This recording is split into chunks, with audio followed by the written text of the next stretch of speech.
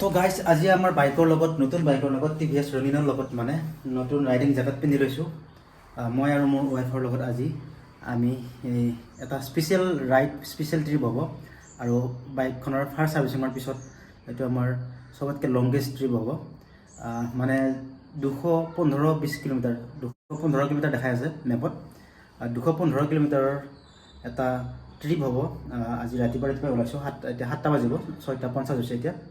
আৰু এনেকৈ জেকেট পিন্ধি লৈছোঁ, ধুনীয়াকৈ গিয়াৰ চেয়াৰ আৰু ধুনীয়াকৈ এতিয়া বুট চুট পিন্ধি ল'ম আৰু নতুন যি যাত্ৰা আৰম্ভণি কৰিম। আজিতো গমেই পাই আপোনালোকে মোৰ বিয়া হোৱা আজি 2 মাহ হ'ল আৰু বাইকখন লোৱা আজি এমাহ হ'ল। আৰু ফাৰ্ষ্ট ছাৰ্ভিচিং কৰি বাইকখনৰ ধুনীয়া ফিনফিনীয়া হৈ গৈছে, মানে ৰাইডিঙত যাবৰ কাৰণে ৰেডি হৈ গৈছে। আৰু আমিও এনেকৈ ওলাইছোঁ আৰু ভিডিঅ'টো চাই থাকিব, কাৰণ কালি বহুত স্পেচিয়েল দিন মোৰ কাৰণে। কালি হ'ল 9 ডিচেম্বৰ, মোৰ জন্ম তাৰিখ, জন্মদিন হয় মোৰ অহাকালি। আৰু আজি হ'ল 8 তাৰিখ। গতিকে মোৰ জন্মদিনৰ কাৰণে মহাদেৱৰ ওচৰত, মানে মহাদেৱৰ দৰ্শন কৰিবলৈ বুলি আমি এটা মন্দিৰত গৈ আছোঁ। বহুতেই ডাঙৰ মন্দিৰ হয়, এতিয়া নকওঁ ভিডিঅ'ত, আৰু ভিডিঅ'টো চাই থাকিলে গম পাব কি মন্দিৰ হয়, ক'ত হয়। কিন্তু য'ত আছোঁ গোৱাৰ পৰা চাউথ দিশত হয়, চাউথ দিশত যাব লাগিব। গোৱাত নহয়, গোৱাৰ পৰা বাহিৰত যামেই আজি, অলপ গোৱাৰ পৰা 200-250 কিলোমিটাৰ আগত, মানে চাউথৰ ফালে। চ' ভিডিঅ'টো আৰম্ভণি কৰোঁ। আহা তোমাৰ কাৰণে ৰখি আছোঁ, জল্দি আহা।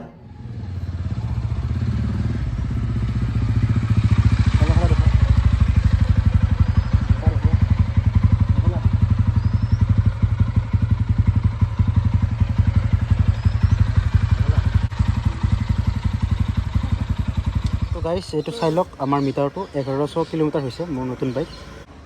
প্ৰথম ছাৰ্ভিচিঙৰ পিছত, আৰু আমাৰ যি ডেষ্টিনেশ্যন 4 ঘণ্টা লাগিব ইয়াৰ পৰা। 213 কিলোমিটাৰ দেখাই আছে। আৰু এতিয়া টাইমটো চাই লওক, 7:19। আৰু এইফালে মোৰ মানুহজনী, গুড মৰ্ণিং।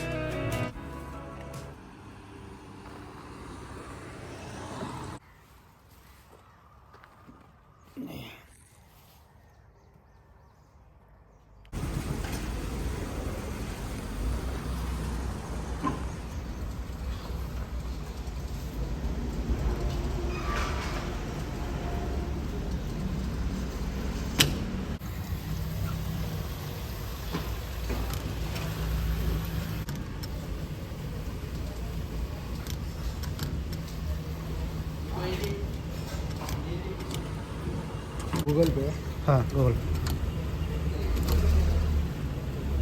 50।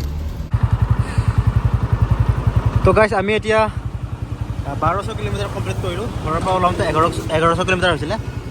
100 কিলোমিটাৰ আমি অতিক্ৰম কৰিলোঁ, আৰু 117 কিলোমিটাৰ আৰু আছে। আৰু 2 ঘণ্টা দেখাই আছে, 2 ঘণ্টা লাগিব।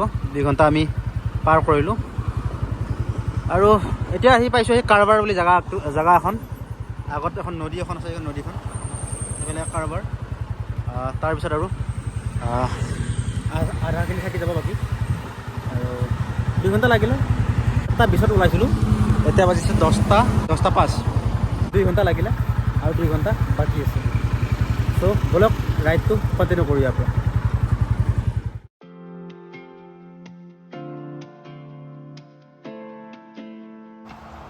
গাইছ, এইখন আমাৰ বাইকখনৰ কণ্ডিশ্যনটো চাই লওক। 220 কিলোমিটাৰ যিটো যাত্ৰা শেষ কৰি আমি মুৰ্দেশ্বৰ পাইছোঁহি। প্ৰায় 4 ঘণ্টা ৰাইড কৰাৰ পিছত এতিয়া আমি মুৰ্দেশ্বৰ পালোঁ আহি। আৰু এতিয়া অলপ এনেকুৱা ছায়াত বহিছোঁ, গছৰ তলত। আৰু এইফালে আগত হোমষ্টে আছে। আৰু এতিয়া আমি থকাৰ কাৰণে চাম ক'ত থাকিব পাৰি, হোটেলৰ ব্যৱস্থা কৰিম। আৰু দুপৰীয়া 12:30 বাজিছে। ভাগৰ লাগি আছে, ৰাতিপুৱাৰ পৰা নন ষ্টপ কণ্টিনিউৱাছলি বাইক চলাই আহিছোঁ, ক'তো ৰখা নাই আমি। বাছ 2বাৰ ৰখিছিলোঁ। এবাৰ 5 মিনিটৰ কাৰণে এনাৰ্জি ড্ৰিংক খাইছিলোঁ, আৰু এবাৰ গাড়ীত তেল ভৰাবৰ কাৰণে 5 মিনিট ৰখিলোঁ।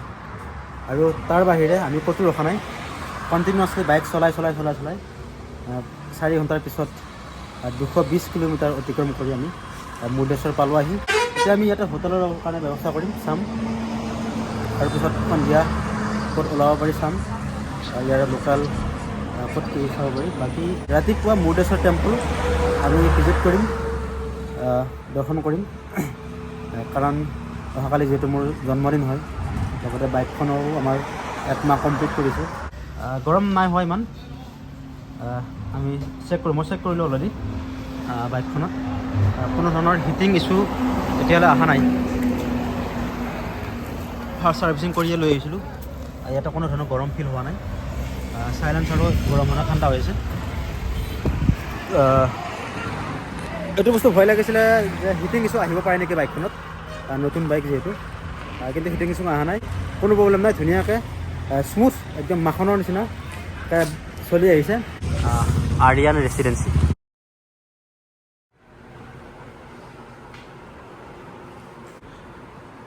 গাইজ এইটো চাই লওক আমাৰ ৰুমটো, আৰিয়ান ৰেচিডেঞ্চি হোটেলখনৰ নামটো। আৰু ধুনীয়া চাফা ৰুম, টাইলছৰ চকচকীয়া আৰু ধুনীয়া চাফ চিকুণ। আৰু ইয়াতে AC আছে, ওপৰত ফেন আছে, আৰু এইফালে ড্ৰেছিং চেছিং আছে, এইফালে আলমাৰী আছে, এইফালে TV আছে, আৰু এইফালে বাথৰুমটো চাই লওক, এইফালে এইটো বাথৰুমটো। আৰু ৰুমৰ ভাড়া হৈছে 1500 টকা।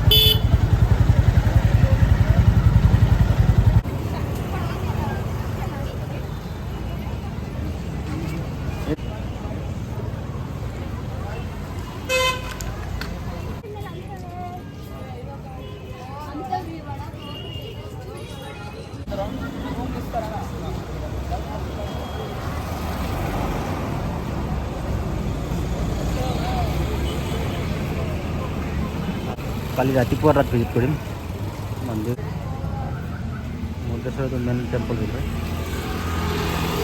বাকী আপোনাক লগ পাম অহাকালি ৰাতিপুৱা, তেতিয়াহ'লে বাই বাই।